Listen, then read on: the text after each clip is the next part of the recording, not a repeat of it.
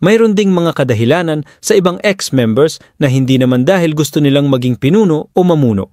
May iba silang intensyon at ito ang mga dahilan nila. Kadalasan, ito ay dahil sa maling pagkaunawa, hidwang pananampalataya, misinterpretation o simpleng ayaw na talaga nilang magpasakop.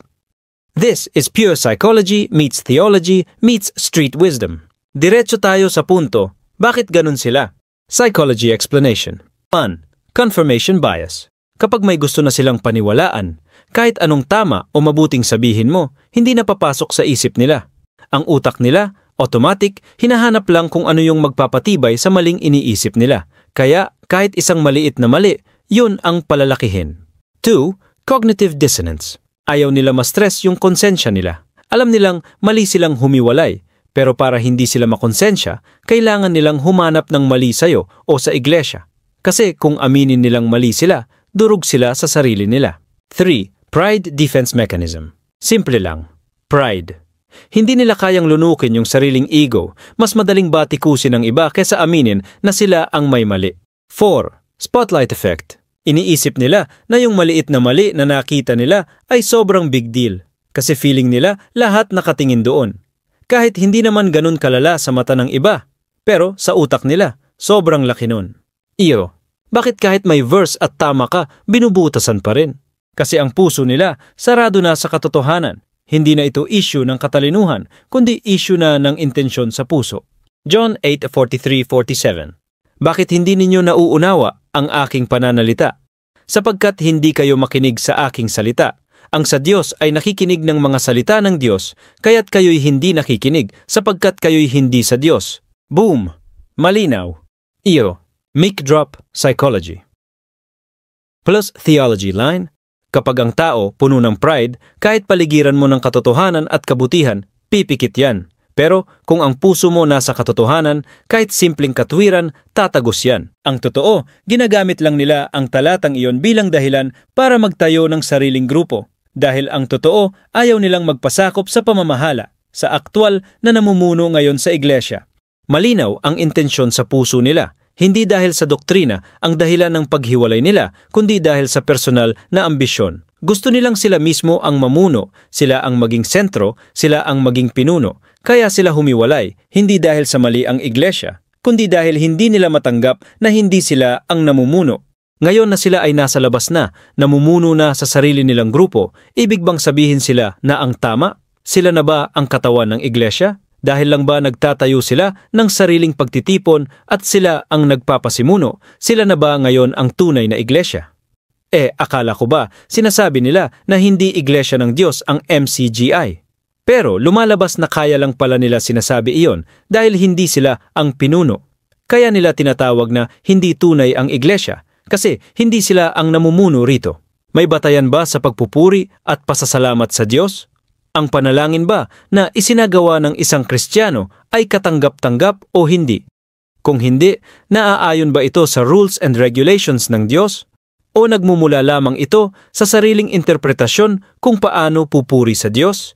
Bakit ginagawa nila ito ng sarili lamang at pumipili lamang ng mga talatang ayon sa kanilang kagustuhan?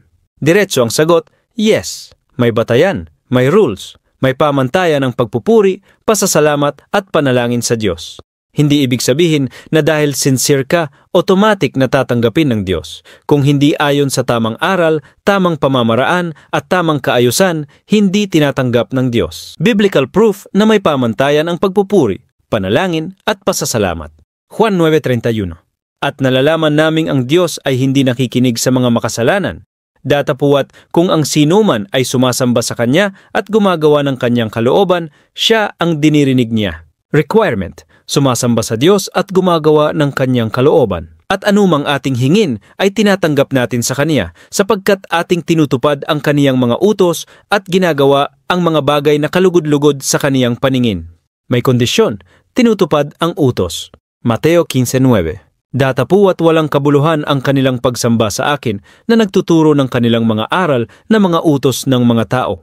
Walang kabuluhan ang pagsambang gawa-gawa ng tao kahit mukhang makadiyos. Awit, kung pinanukala ko ang kasamaan sa aking puso, hindi ako didinggin ng Panginoon.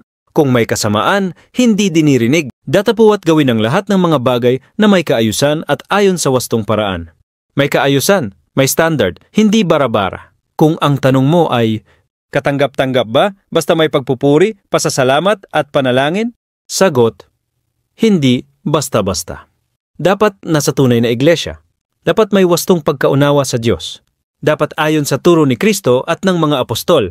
Kung wala niyan, kahit gaano pa kaganda ang kanta, dasal o pasasalamat, hindi lusot. Ang pagpupuri, pasasalamat at panalangin ay may divine SOP. Hindi ito freelance. Hindi ito DIY spirituality. Dapat ayon sa utos, ayon sa turo, ayon sa kaayusan, ayon sa katawan, ang iglesia. Mali ba ang sumamba ng individual lang? Diretsong sagot, mali kung hindi ka kabilang sa tunay na iglesia. Hindi sapat ang solo-solo, hindi tinatanggap ng Diyos ang freelance Christianity. Biblical Foundation, Colosas 1:18. At siya ang ulo ng katawan sa makatuwid bagay ng iglesia. Walang katawan na walang ulo. Walang ulo na walang katawan. Efesos 5:23. Sapagkat ang lalaki ay pangulo ng kaniyang asawa, gaya naman ni Kristo na pangulo ng iglesia na siya rin ang tagapagligtas ng katawan. Ang ililigtas ay katawan. Ang katawan ay iglesia. Mateo 18:20. Sapagkat kung saan nagkakatipon ang 2 o 3 sa aking pangalan, ay naroroon ako sa gitna nila. Hindi ito solo worship. Group worship ito sa loob ng iglesia. 1 Corinto 12:27. Kayo nga ang katawan ni Kristo at bawat isa'y mga sangkap na sama-sama. Sama-sama, hindi kanya-kanya. Bisid biblical fact, ang totoong Kristyanismo ay hindi DIY spirituality. May sistema, may kaayusan, may katawan, may ulo si Kristo.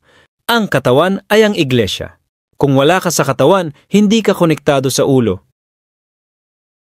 Resulta, worship failed, access denied. Power statement, mali ang pagsamba, pagpupuri, at panalangin kung ito'y ginagawa lamang ng individual na hiwalay sa tunay na iglesia.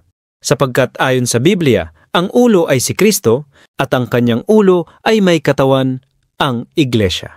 Ang hindi kabilang sa iglesia ay hindi bahagi ng katawan ni Kristo, kaya't wala sa ugnayan sa ulo. Hindi tatanggapin ng Diyos ang pagsambang hindi ayon sa kaayusan, hindi ayon sa turo at hindi ayon sa katawan na kaniyang itinayo. Paano naman yung sinasabi nilang basta 2 kami? Sapat na yon kasi nakasulat daw na 2? Tama ba yon? Mali. Misinterpretation yan. Ang 2 o 3. Sa Mateo ay hindi nangangahulugan na sapat na ang magbuo ng sariling simbahan o sariling sistema ng pagsamba. Context check. Mateo, sapagkat kung saan nagkakatipon ang 2 o 3 sa aking pangalan, ay naroroon ako sa gitna nila. Ano ang context? Tungkol ito sa pagtutuwid, pagdisiplina, at paghatol sa kapatid sa loob ng iglesia. Hindi ito pahintulot para magtayo ng sariling worship group o mini-church. Proven by the context. Mateo, kapag nagkasala ang kapatid, kausapin mo. Kung hindi makinig, magsama ng 2 o 3 bilang saksi. Kung hindi pa rin makinig, dalhin sa iglesia, malinaw. Ang 2 o 3 ay tungkol sa process ng correction, hindi pagtatayo ng sariling simbahan. Biblical fact. Ang 2 o 3 na nagkakatipon ay dapat nakaugnay sa iglesia. Hindi sila independent. Nasa ilalim sila ng ulo, na si Kristo, at ng katawan, na iglesia. Twisted thinking alert. Basta kami, 2 o 3. Sapat na ito. Mali. Parang sinabing, basta may gulong ako, may kotse na ako. Newsflash. Gulong lang yan, hindi kotse. Kailangan ng buong sasakyan. Ulo, Kristo.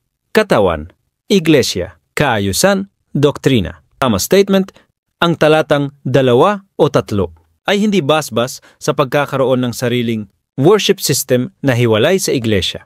Ito ay patunay lamang na ang Diyos ay nasa gitna ng kanyang mga kaanib, maliit man o malaki ang pagtitipon. Basta sila ay nasa ilalim ng ulo na si Kristo at ng katawan na iglesia.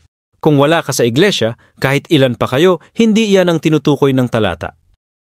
Ultimate mic drop line.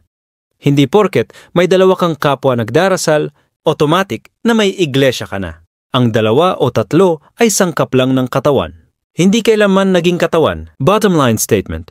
Hindi sapat na basta may isa o dalawang nagkakatipon para matawag na iglesia na ang ulo ay si Kristo. Sapagkat ayon sa Biblia, ang iglesia ay katawan at ang ulo nito ay si Kristo. Ang katawan ay binubuo ng maraming sangkap na magkakaugnay. Hindi pwedeng isa o dalawa lang. 1 Corinthians 27. Kung wala ka sa tunay na iglesia, wala ka sa katawan. At kung wala ka sa katawan, hindi ka konektado sa ulo, kay Kristo. Biblical basis. Colossians 1:18. At siya ang ulo ng katawan sa makatuwid bagay ng iglesia. Iglesia as katawan. Ulo at Kristo, hindi solo flight. 1 Corinthians 12:27. Kayo nga ang katawan ni Kristo at bawat isa ay mga sangkap na sama-sama. Sama-sama, hindi kanya-kanya. May kaayusan. Ephesians 4:4-5. May isang katawan at isang espiritu, isang Panginoon, isang pananampalataya, isang bautismo. Hindi pwedeng kanya-kanyang grupo. Isang katawan lang. Matthew ay madalas sinaabuso.